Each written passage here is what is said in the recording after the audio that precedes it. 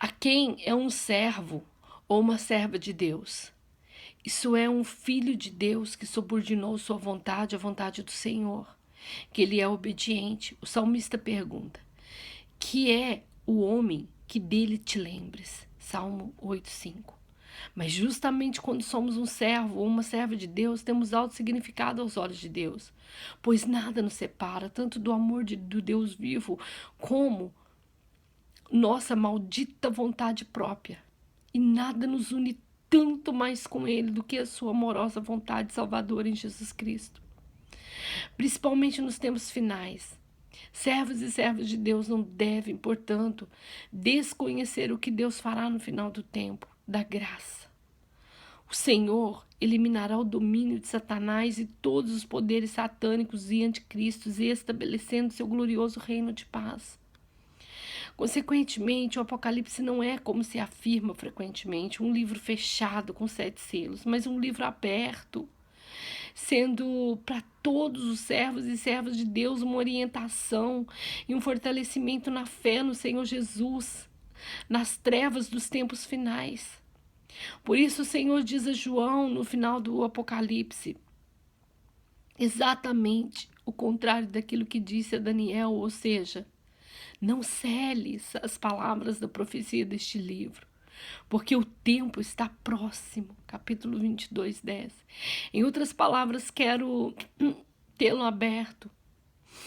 A cada um que pesquisa nele deve ser revelado. Mas ao profeta Daniel, que recebeu suas profecias aproximadamente 650 anos antes, o Senhor diz: tu, porém, Daniel, encerra as palavras e sela o livro, até ao tempo do fim. Muitos o esquadrinharão e o saber se multiplicará. Daniel 12:4. Nesse tempo do fim, vivemos hoje, motivo porque o saber se multiplica. Pela sua graça, o Senhor nos transmite muito saber sobre a palavra profética. Mas agora cumpre-se a palavra da Escritura que tanto gostamos de ler na época do advento. Desponte, resplandece, porque vem a tua luz, e a glória do Senhor nasce sobre ti. Porque eis que as trevas cobrem a terra, e a escuridão os povos, mas sobre ti aparece resplandecente o Senhor, e a sua glória se vê sobre ti. Isaías 60, 1 e 2. No plano de salvação, isto realiza-se primeiro com Israel, e então com a igreja de Jesus. Encontramo-nos em meio ao advento do plano de salvação. Eis que vem com as nuvens. A escuridão não deve assustar-te, pois quanto mais escura a noite, tanto mais próximo está amanhã. Assim está escrito em Isaías 21:12. Vem amanhã e também a noite. Eis que vem como as nuvens. Isto significa ele vem com a igreja em glória. Mas poderíamos também dizê-lo assim. Então ele rompe tudo que é duro e escuro. Chegou a sua hora de assumir o poder. Tudo fica luz quando se fala da vinda de Jesus. Então as palavras simplesmente não são suficientes. Esse eis que vem é um poderoso trovejar que encoa de nuvem em nuvem, enchendo todo o céu e abalando a terra. Exatamente assim essa mensagem, eis que vem, enche toda a Bíblia, de livro em livro. Ela encoa sempre mais poderosamente em nossos ouvidos e em nossa consciência. Daniel viu o Senhor em sua volta. E eis que vinha com as nuvens do céu, como filho do homem, Daniel 7:13, a parte B. E então ele diz nos versículos 14 e 27 que o reino a ser estabelecido foi-lhe dado domínio e glória. E o reino para que os povos, nações e homens de todas as línguas o servissem. E o seu domínio é domínio eterno, que não passará. O reino é o domínio e a majestade dos reinos debaixo de todo o céu serão dados ao povo dos santos do Altíssimo. O seu reino será reino eterno e todos os domínios o servirão e lhes obedecerão. O Senhor mesmo garante sua volta em Mateus 24:30. E verão o Filho do Homem vindo. Ele não diz com as nuvens, mas sobre as nuvens. Ele vem, envolto com grande poder e glória, para que o juízo sobre as nações, e todos o verão, gritarão e lamentarão. Aos montes, cobre-nos, ou cobri-nos, e aos outeiros, cai sobre nós. Oséias 10:8, parte B. Mas será em vão. Quando o Senhor Jesus subiu ao céu, está escrito expressadamente em Atos 9:1. É uma nuvem o encobriu dos seus olhos. Os discípulos tinham acabado de falar com ele, quando repentinamente ele levou e subiu ao céu. E logo depois, e logo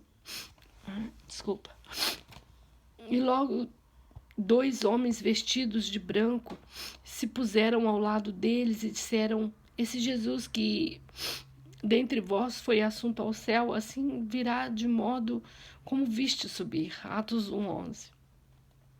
E então, o poderoso trovejar, eis que vem. Prossegue através das epístolas dos apóstolos. Trata-se da raiz da sua mensagem, a mola propulsora da sua fé e do seu trabalho. Maranata, Jesus vem. Mas no último livro da Bíblia, essa mensagem chega à realização visível.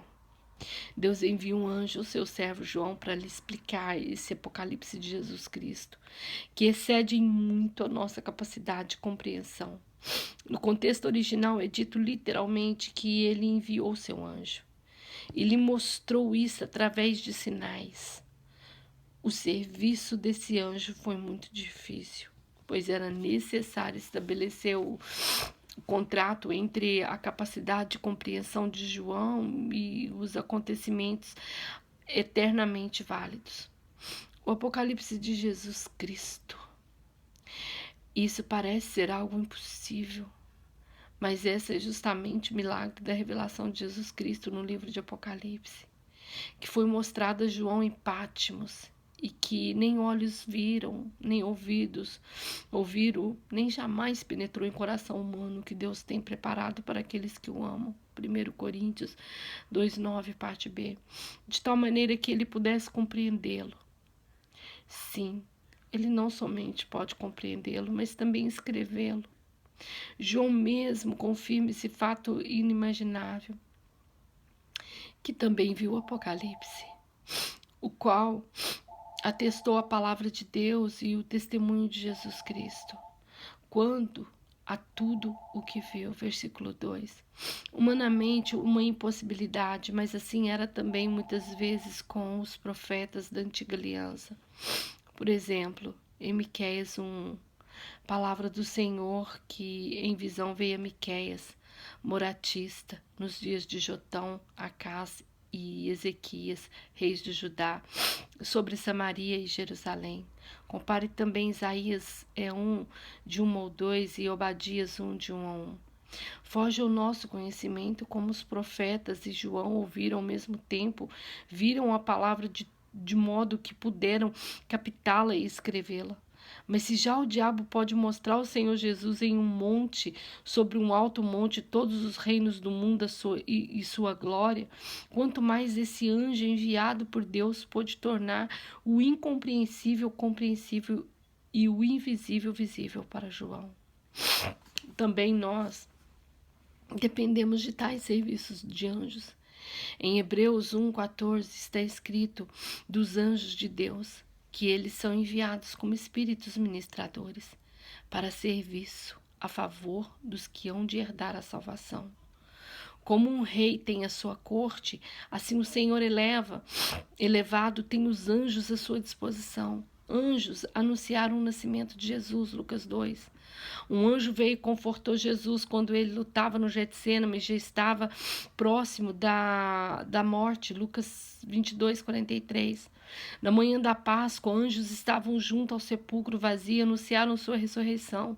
Ele não está aqui, mas ressuscitou. Lucas 24, 6. Ah, glória a Deus. No entanto, no encerramento da magnífica introdução do Apocalipse, ouve-se a primeira das 7 bem-aventuranças. Durante sua vida terrena, o Senhor nos deu 10 bem-aventuranças. Quando do monte falou ao povo de Israel, no Apocalipse a partir do céu, ele deu 7. Primeira, bem-aventurados aqueles que leem as palavras, que ouvem as palavras da profecia e guarda as coisas nelas escritas, pois o tempo está próximo. Capítulo 1, 3.